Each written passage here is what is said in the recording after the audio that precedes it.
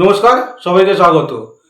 পুরনগর উন্নয়ন মন্ত্রী অগ্নিমিত্রা পল সাম্প্রতিক ঘোষণা করেছেন যে কোনো চার চাকা গাড়ি যেমন ওলা, উবের সহ বিভিন্ন বাণিজ্যিক গাড়ি, এছাড়া প্রাইভেট গাড়ি এবং ডেলিভারি বয় যেসব গাড়িগুলি চালায় যেমন জোম্যাটো, সুইগি, ফ্লিপকার্ট, অ্যামাজনের যেসব ডেলিভারি ম্যানরা যেসব বাইক চালায় সেই বাইকগুলি রাস্তার ওপরে রাখা যাবে না।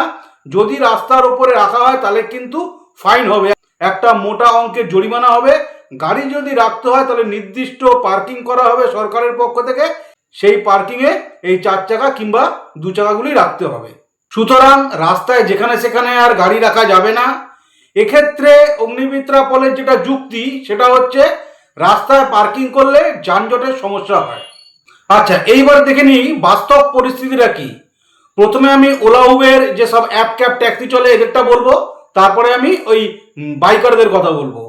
ওলা, উবেরের ক্ষেত্রে প্যাসেঞ্জারকে গাড়িতে তুলে একজন ড্রাইভার নির্দিষ্ট স্থানে তাকে নামিয়ে দিয়ে সেই স্থানে গাড়িটা একটু আগিয়ে পিছিয়ে একটু ফাঁকা জায়গা দেখে ওরা দাঁড়িয়ে থাকে।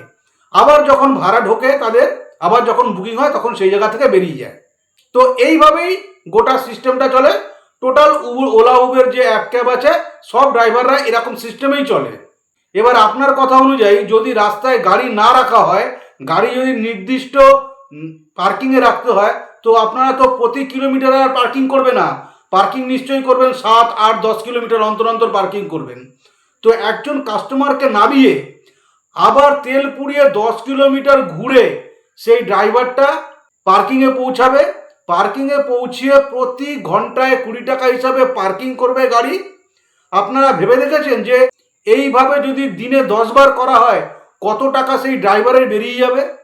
একবার চিন্তা করে দেখবেন, আপনারা হিসাব পেয়ে যাবেন। এবার আসি বাইকারদের ব্যাপারে। বাইকারদের ব্যাপারেও জিনিসটা সেম।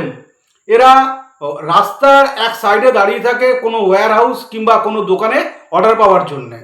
এবার অর্ডার পেলে তারা তখন বেরিয়ে যায় এখান থেকে। এই তো গেল অর্ডার হওয়ার কথা। এবার সমস্যা হচ্ছে ডেলিভারি। যখন তারা ডেলিভারি দিতে যায় তখন অনেক সময় কাস্টমার থাকে 4 তলা কিংবা 5 তলায়, তখন রাস্তার এক সাইডে গাড়ি রেখে ওই বাইক রেখে তারা 4 তলায় কিংবা 5 তলায় ডেলিভারি করতে যায়।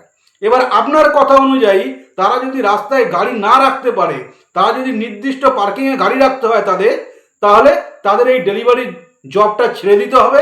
নয় তাদের কি করতে হবে, ওই বাইক নিয়ে 4 তলায় উঠতে হবে, নয় তাদের কি করতে হবে ওই 8-10 কিলোমিটার দূরে তাদের বাইক রাখতে হবে, রেখে হেঁটে হেঁটে এসে তাদের ডেলিভারি করতে হবে।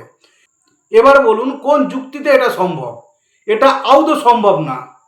তো পুরনগর উন্নয়ন মন্ত্রী অগ্নিমিত্রা পল এবং সরকারের কাছে বিশেষ অনুরোধ, দয়া করে অগ্র পশ্চাৎ বিবেচনা না করে বাস্তব পরিস্থিতিটা না বুঝে এমন কোনো সিদ্ধান্ত নেবেন না যাতে জনগণের ক্ষতি হয়, যাতে হাজার হাজার ছেলে বেকার হয়ে যায়।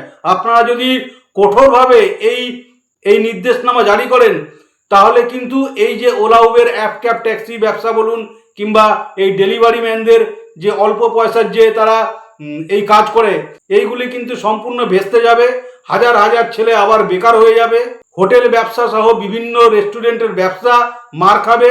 এর সবচেয়ে খারাপ প্রভাব পড়বে অটোমোবাইল ইন্ডাস্ট্রিতে, কারণ অর্থনীতি এইভাবেই থাকে, একটার সঙ্গে একটা চেন সিস্টেমে থাকে। একটার যদি খারাপ প্রভাব পড়ে অন্যটায় খারাপ প্রভাব পড়তে বাধ্য। অনুরোধ করব, আগে পিছে কিছু না ভেবে বাস্তব রূপ বিবেচনা না করে এরকম কোনো পদক্ষেপ নেবেন না যাতে এই ছেলেদের, এই যে বেকার ছেলেরা যারা করে খাচ্ছে এদের কোনো ক্ষতি হয়। আপনারা যদি যানজট হয় তাহলে পার্টিকুলার যে রাস্তায় যানজট হচ্ছে সেইখানে পার্কিং আপনারা করতে দেবেন না। এছাড়া কলকাতা শহরটাকে আরও ছড়িয়ে দিন, দিল্লি এনসিআর যেমন ছড়িয়ে আছে সেরকম ছড়িয়ে দিন, তাতে হয়তো যানজটের কিছুটা সুরাহা হবে। কিন্তু দয়া করে এমন কিছু নির্দেশিকা জারি করবেন না যাতে এই বেকার ছেলেদের পেটে লাথি পড়ে। বাকি আপনাদের মর্জি। ভিডিওটা যদি ভালো লাগে তাহলে লাইক, শেয়ার, সাবস্ক্রাইব অবশ্যই করবেন। সবাই ভালো থাকবেন, ধন্যবাদ।